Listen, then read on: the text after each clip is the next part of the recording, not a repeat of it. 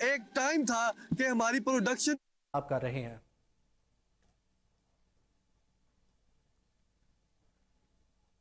میں اجاگر کیا.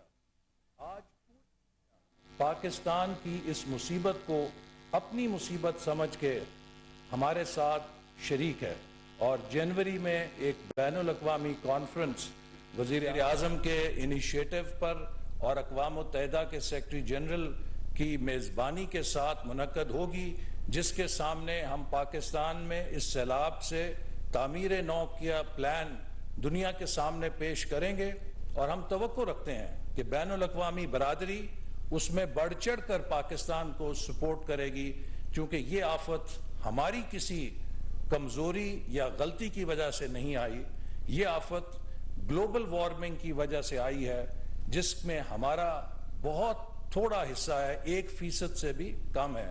اور جس طرح ابھی COP27 میں بین الاقوامی برادری نے ہمارا یہ موقف اور ترقی پذیر ممالک کا جو ولنریبل ہے تسلیم کیا ہے، جو کہ ایک بہت بڑی سفارتی کامیابی ہے. میں امید رکھتا ہوں کہ انشاءاللہ جنوری میں جو پاکستان کے کو ایک کلائمیٹ ریزیلینٹ کنٹری بنانے کے لیے کانفرنس ہو رہی ہے، اس میں بھی انشاءاللہ تعالی ہمیں سپورٹ ملے گی اور ہم ان لوگوں کی تعمیر نو کہ جن سے چھت چھن گئی، جن سے روزگار چھن گیا، ان کو دوبارہ اپنے پیروں پہ کھڑا کرنے کا جو وزیر اعظم کا پروگرام ہے، اس میں انشاءاللہ تعالی بھرپور طریقے سے کامیاب ہوں گے. اور اسی لیے میں سمجھتا ہوں کہ اگلے 6-8 ماہ پاکستانی قوم کے سامنے صرف ایک ہی ایجنڈا ہونا چاہیے اور اس حکومت کا وزیر اعظم کی قیادت میں ہے، اور وہ یہ کہ جب تک یہ 33 ملین افراد دوبارہ اپنے پیروں پر نہیں کھڑے ہوتے، ہمارے لیے کوئی اور چیز اہم نہیں ہے.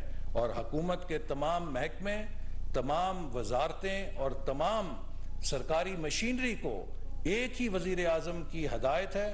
اور اس موقع پر میں یقیناً اپریشیٹ کرنا چاہوں گا کہ جس طرح ہمارے ملک کے ادارے، جن میں ہائی ویز کا ادارہ ہے، جس طرح پاور کا ادارہ ہے، انہوں نے ملک کے اندر اس آفت کے بعد ہمارے ملک میں بجلی کو بحال کیا، ہمارے ملک میں سڑکوں کے نظام کو بحال کیا، مواصلات کے نظام کو مختصر ترین مدت میں بحال کیا.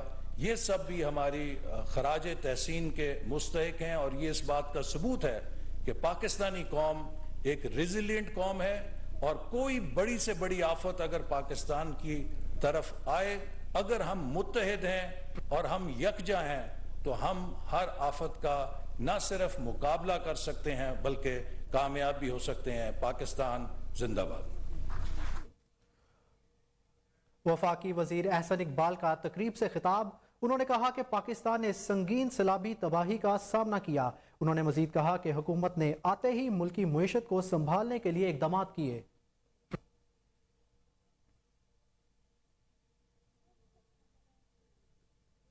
نیوز اسٹوڈیو سے اب تک کے لیے اتنا ہی. مزید اپڈیٹ سے باخبر رہنے کے لیے دیکھتے رہیے کوہ نور نیوز.